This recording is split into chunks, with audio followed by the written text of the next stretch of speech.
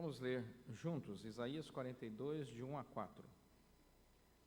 Eis aqui o meu servo, a quem sustenho, o meu escolhido, em quem a minha alma se compraz. Pus sobre ele o meu espírito, e ele promulgará o direito para os gentios. Não clamará, nem gritará, nem fará ouvir a sua voz na praça. Não esmagará a cana quebrada, nem apagará a torcida que fumega. Em verdade, promulgará o direito, e não desanimará, nem se quebrará, até que ponha na terra o direito, e as terras do mar aguardarão a sua doutrina. Amém. Senhor nosso Deus, somos totalmente dependentes de Ti, totalmente dependentes da Tua graça, do Teu amor e do Teu cuidado.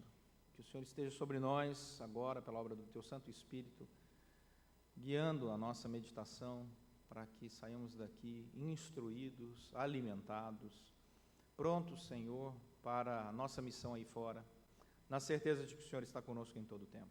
Oramos, agradecidos em nome de Jesus Cristo. Amém.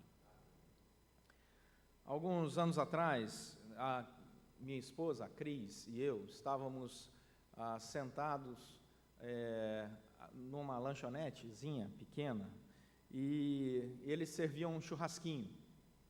E chegou um menino e começou a pedir nas mesas, né, comida, e ninguém dava atenção para ele. E ele foi chegando, estava longe, de repente ele veio direto na nossa mesa, e nós começamos a conversar com ele.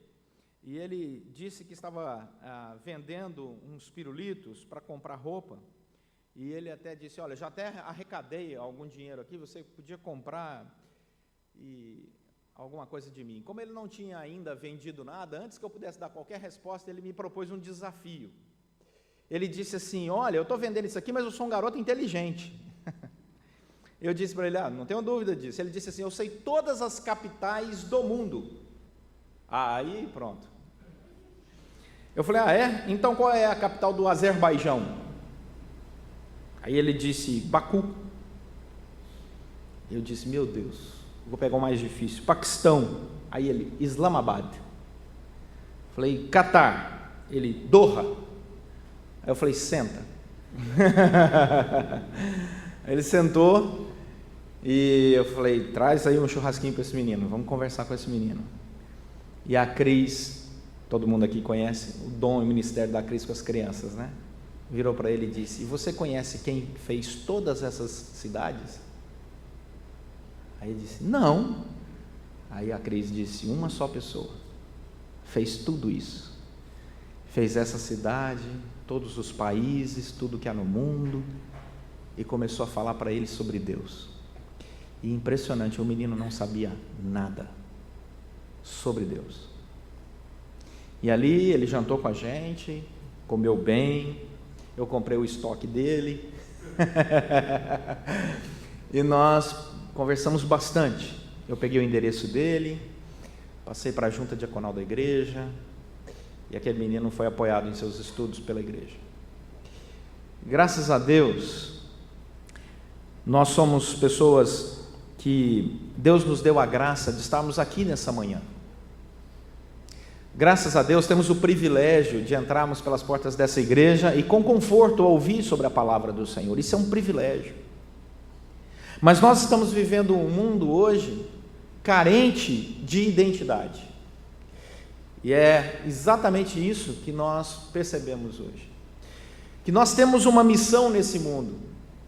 E antes de definir qualquer coisa que nós precisamos fazer, é preciso definir quem nós somos.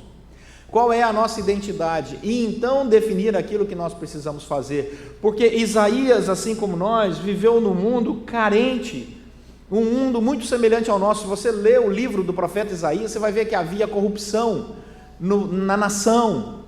Os governantes governavam sem pensar no povo. Havia uma crise religiosa, o que não faltava era charlatão espiritual. Havia corrupção em todas as áreas naquela época. E aí Isaías recebe de Deus uma palavra, uma promessa, uma profecia. E a palavra de Isaías enche o coração de Isaías. Isaías está convicto que aquilo que ele recebeu de Deus, a palavra do Senhor, pode transformar a sua sociedade, não apenas a sua vida, não apenas a sua família, mas a sociedade como um todo. Ele diz: ai de mim, eu sou um homem impuro, habito no meio de um povo de impuros lábios, mas os meus olhos viram o Senhor da glória. Essas são as palavras de Isaías, logo no seu chamamento. E o que Isaías faz? Ele dialoga com Deus, e Deus diz a Isaías: Isaías, o povo está sofrido, a quem é que eu vou enviar para esse povo? E Isaías, na sua pequenez, se dispõe, na sua impureza, se dispõe, diz assim: eis-me aqui, Senhor, envia-me a mim. Ao invés de ficar clamando e sofrendo com a sociedade e pela sociedade, ele se dispõe. Ele diz: eu sou pequeno, sou pecador, não sou nada, mas Senhor, se precisa de alguém para influenciar a sociedade, falar à sociedade sobre a mensagem de Deus, que é a única mensagem que pode transformar o ser humano, eis-me aqui, envia-me a mim. Isaías não vai falar sobre ele. Isaías sai com uma mensagem dos lábios que não sai de uma ideologia político-partidária, não sai de uma proposta econômico-social.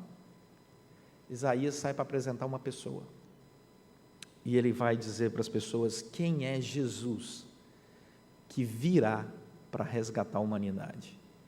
A importância da identidade de Jesus Cristo no discurso de Isaías, na profecia de Isaías.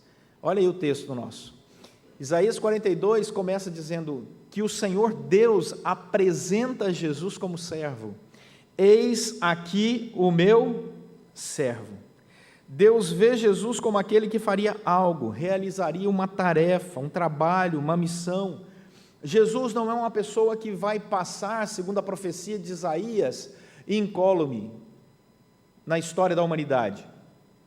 Ele vai passar sem deixar uma marca. Não, ele vem com uma missão. A missão faz parte do seu próprio ser. Ele é servo.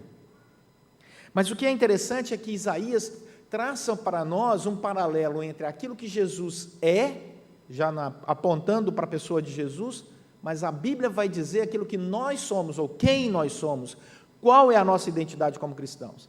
E a Bíblia vai dizer que cada um de nós aqui é servo. Nós somos servos, assim como Jesus veio para servir a Deus Pai, nós também somos enviados para servir.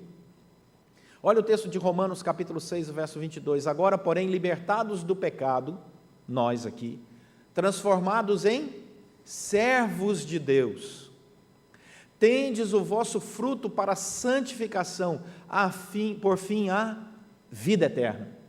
Então nós fomos transformados por Deus em servos de Deus. E nós somos pessoas que estamos aqui, assim como Jesus Cristo veio para servir ao próximo, para servir a nossa comunidade, porque Deus nos chamou para servi-lo desta forma. E aí, nós voltamos para o texto de Isaías 42, e vai dizer que a pessoa de Jesus, além de ser servo, ele também é aquele a quem Deus sustenta. Tem muita gente que quer ser sustentado por Deus, mas não quer ser servo de Deus.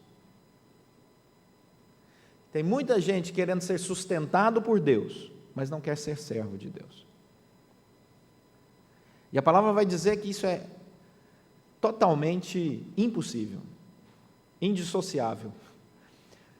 Não há como você ser sustentado por Deus se você não for servo de Deus, não estar na casa de Deus, não entrar para receber do alimento de Deus, para servir. Nós também somos sustentados por Deus, assim como Jesus foi sustentado por Deus. Marcos capítulo 6, verso 26 diz: observai as aves do céu, elas não semeiam, disse Jesus, não colhem, as aves do céu, nem ajuntam em celeiros, contudo, o vosso Pai Celeste as sustenta. Aí vem a pergunta: porventura não valeis vós muito mais do que as aves? O que Jesus está nos ensinando? Se Deus cuida dos pássaros que estão aí fora, está chovendo e nenhum deles está de agasalho. Você já viu algum pássaro de cachecol no frio? Deus sustenta todos eles, Deus transforma até a temperatura corporal dos animais. Ele diz: vocês valem muito mais, e andam ansiosos.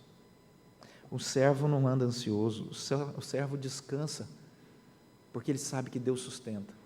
E Jesus veio com essa mensagem encarnada, e Jesus é o escolhido. Vamos ler lá o texto que está em amarelo? Não fostes vós que me escolhestes a mim, pelo contrário, eu vos escolhi e vos designei, para que vades e deis fruto. Assim como Jesus foi escolhido, chamado com um propósito de servo, que Deus guardou, sustentou, o cristão também é escolhido. A Bíblia vai dizer: Deus nos chamou por sua graça, Deus nos escolheu, não por obras, não porque nós somos melhores do que os outros, mas porque Deus tem um projeto na nossa vida, Deus tem um propósito na nossa vida. Nós estamos aqui não para ver a história passar diante dos nossos olhos, mas para sermos agentes transformadores da nossa história, dessa história, compondo a grande história de Deus na história da humanidade.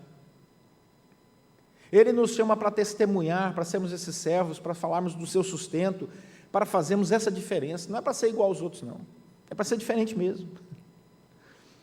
E aí a palavra do Senhor vai nos dizer que esse Deus que chama, que nos qualifica, que nos dá essa identidade, é o Deus que faz com que a alegria seja algo presente.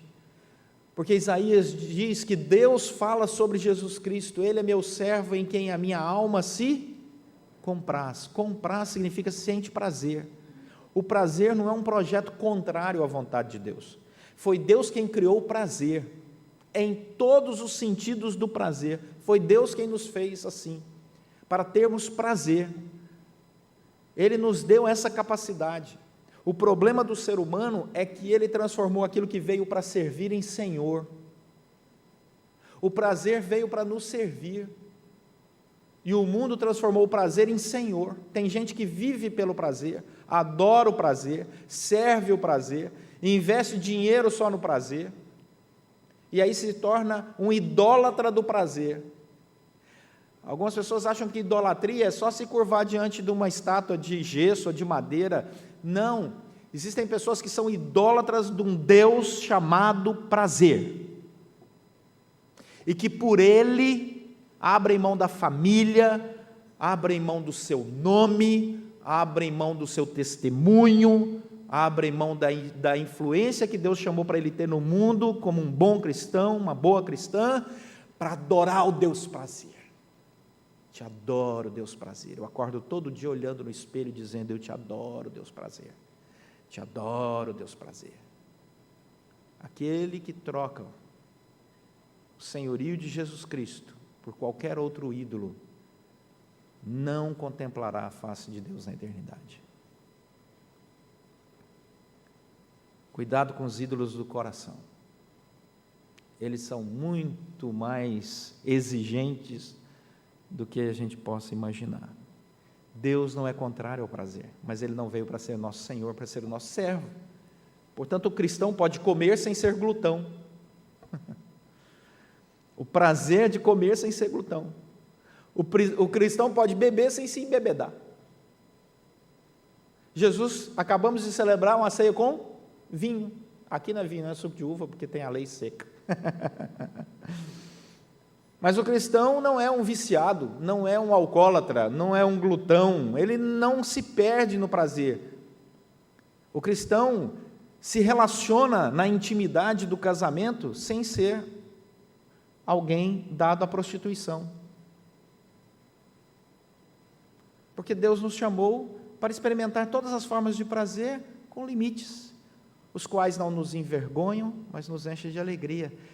Quando Jesus recebeu a sua maior característica vocacional, no momento em que João o batiza, a palavra de Deus, vem ali, João dá testemunho: eu vi o Espírito de Deus, descendo sobre Jesus. Era ali um momento de comunhão da Santíssima Trindade, e a palavra que Jesus ouviu do céu: este é meu Filho amado, em quem tenho prazer, em quem me comprazo. É muito bonito isso, porque Deus nos chamou para experimentarmos esta a relação maravilhosa de alegria e de prazer. 1 João capítulo 1, versículo 4 diz assim: essas coisas, pois, vos escrevemos para que a nossa alegria seja completa. A alegria é algo que compõe a agenda cristã, o prazer é algo que compõe a agenda cristã, não como um Deus, mas como aquilo que veio para nos servir, para nos trazer, mais uma vez, motivo de adoração diante do Senhor.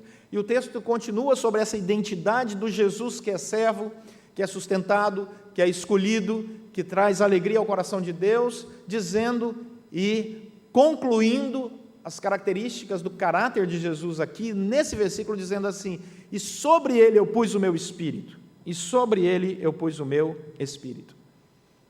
O Senhor está dizendo assim, Jesus, ele não está desassociado à comunhão da Santíssima Trindade por causa da encarnação, já que ele é a segunda pessoa da Santíssima Trindade e que agora, no momento da história, se encarna e faz parte da nossa história para viver a nossa vida, morrer a nossa morte, para que tenhamos na sua ressurreição a nossa ressurreição. O texto vai dizer que ele recebe essa manifestação clara de comunhão com a Trindade, porque isso também é um exemplo para nós. Olha o que diz 1 Coríntios capítulo 6, versículo 15, que o cristão também é alguém que é santuário do Espírito Santo. O Espírito Santo que está em nós. O que nos guia é o Espírito Santo. Quem fala ao nosso ouvido é o Espírito Santo. Quem nos convence do pecado, da justiça e do juízo é o Espírito Santo. Quando o pastor prega aqui do púlpito, quem fala ao seu coração é o Espírito Santo. Não há uma obra de convencimento humano. Não há um discurso para te induzir a. Se o Espírito Santo de Deus não tocar seu coração e mostrar que essa palavra é verdade, que você tem que seguir essa palavra, não adianta nada. Você pode ter o melhor pregador, o melhor discurso, o mais bem elaborado, não vai fazer diferença alguma na área da santificação.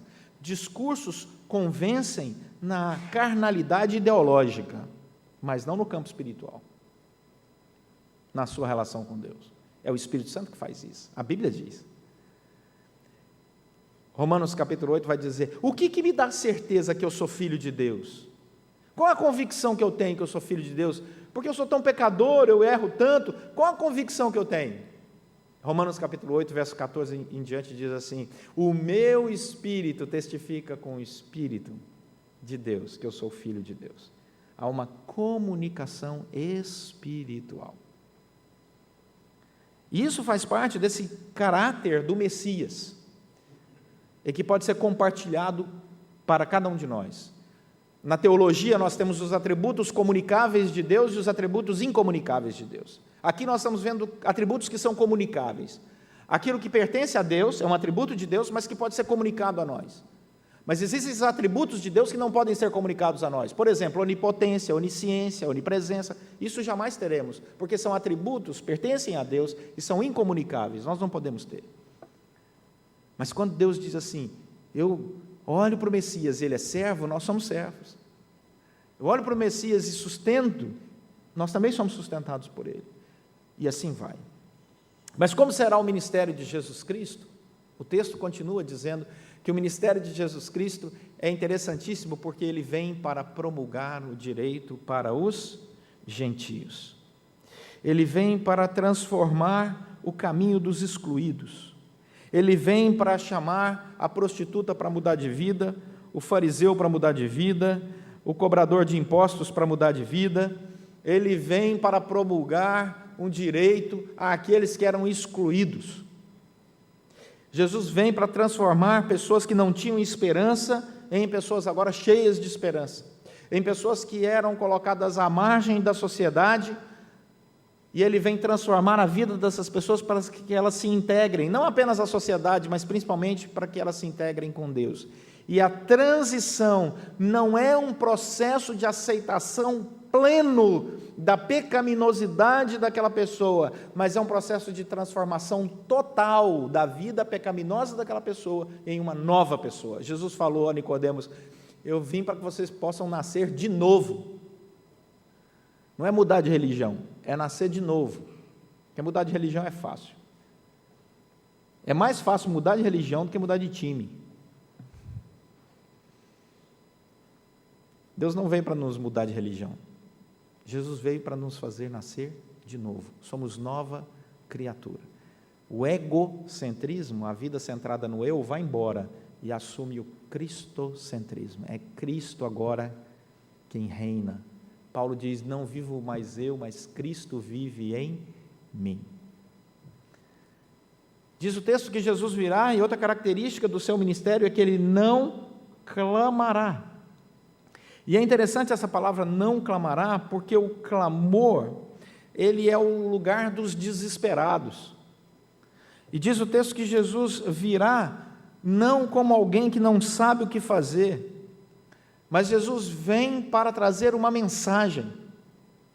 E a mensagem dele não é uma mensagem de alguém que está desesperado, não, ele sabe exatamente o que ele tem que fazer.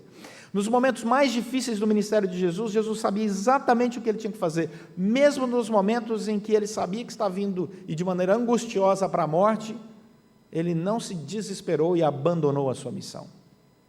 Ele foi fiel, diz a Bíblia, até a morte, e morte de cruz. Portanto, ele não será aquele servo que sairá por aí gritando. Você não vai ver o ministério de Jesus caracterizado com o grito, porque o grito é o recurso de quem perdeu o argumento, a força do argumento. Quem sai gritando por aí uma mensagem é porque já perdeu o argumento, a força dele há muito tempo. O grito é a manifestação daquele que perdeu o seu autocontrole. E Jesus vem para dizer: olha, eu estou aqui com uma palavra doce, bela e transformadora. E por isso, o texto vai dizer que você não vai ouvir a voz desse ministério de Jesus Cristo nas praças. E a ideia de Isaías ao dizer isso, nem se fará ouvir a sua voz na praça, é porque o ministério de Jesus não tinha a intenção da publicidade. Isso é que isso significa. Não é que a mensagem dele não foi pregada em lugares públicos, foi. Mas você não via Jesus buscando a publicidade. Você não via Jesus se enaltecendo, buscando para si mesmo a glória, porque a Bíblia diz que Jesus, quando veio, buscava a glória do Pai. João capítulo 17, Jesus diz assim: Pai, glorifica teu Filho para que o Filho te glorifique a ti. E é interessante porque versículo 3 diz que ele não vem para esmagar a cana quebrada, nem apagar a torcida que fumega. O que significa isso? Significa o traço da misericórdia com aquele que sofre. Ele não vem para trazer mais dor, ele vem para trazer o perdão. Ele não vem para jogar um sobrejugo nas nossas costas, ele veio para tirar a sobrecarga dos nossos lombos. Jesus vem com um ato misericordioso de Deus para nos resgatar. Ele não pisava aquele que já estava quebrantado pelos seus pecados. Quando as pessoas chegaram com pedras nas mãos para apedrejar uma mulher, Jesus não foi a voz mais forte dizendo: apedreja mesmo, vamos manter toda a nossa pureza pseudo-religiosa, né? Apedreja. Não, ele calmamente começa a desenhar no chão, a turba, e ele calmamente se dirige a eles e diz: se alguém não tem pecado, que atire a primeira pedra.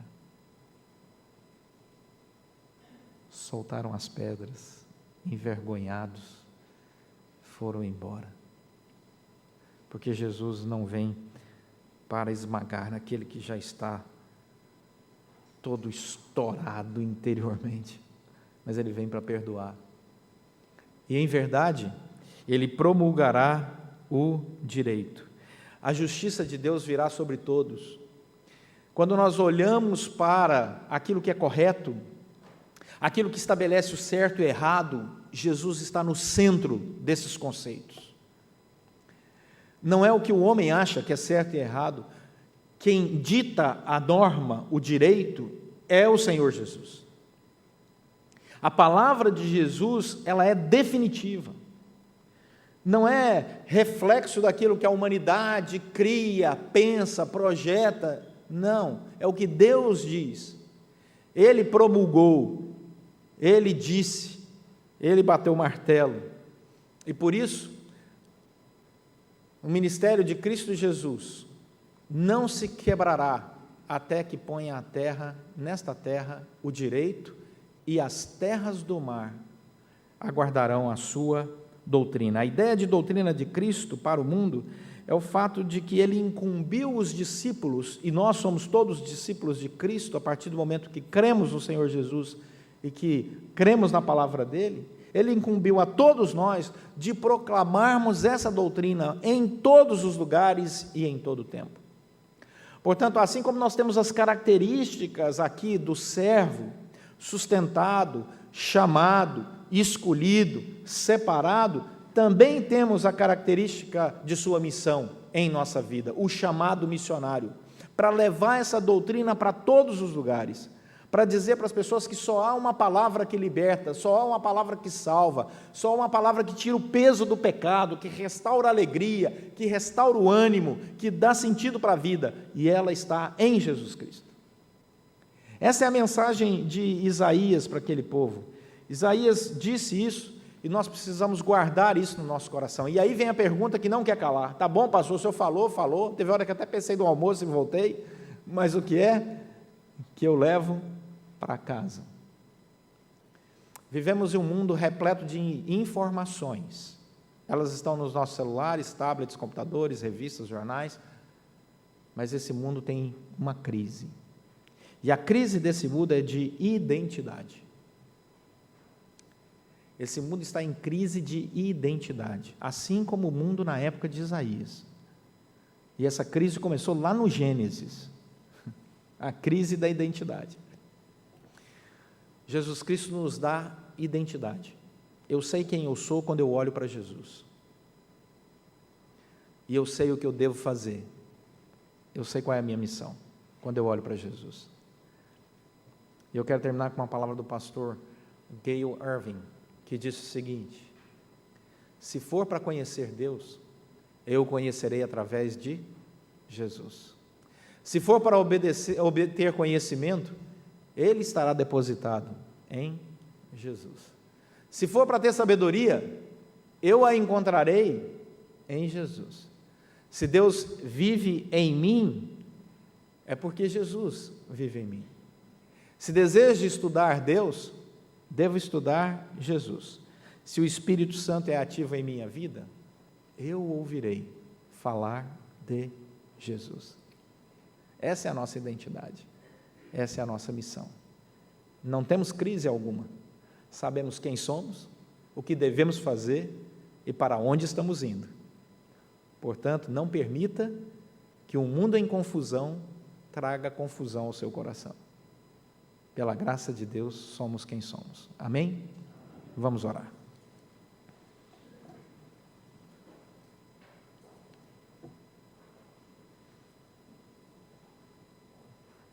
Senhor, nosso Deus e Pai, muito obrigado pela Tua palavra que é tão clara, pela Tua palavra que é perfeita, que o Senhor deixou registrado através de milênios, em línguas diferentes, momentos diferentes, e o Senhor nos deu o privilégio de termos essa palavra toda em nossas mãos, em nossa língua, e a Tua palavra, a Tua doutrina revela a Tua vontade para as nossas vidas. Agora, Senhor, que os nossos corações estejam firmes em Ti, que a alegria da caminhada com o Senhor seja algo tão evidente nas nossas vidas, que todos aqueles que convivem conosco possam perguntar a razão da nossa alegria, do nosso prazer, da nossa segurança, e nós possamos dizer que é Jesus Cristo. Oramos pedindo isso em nome de Jesus. Amém.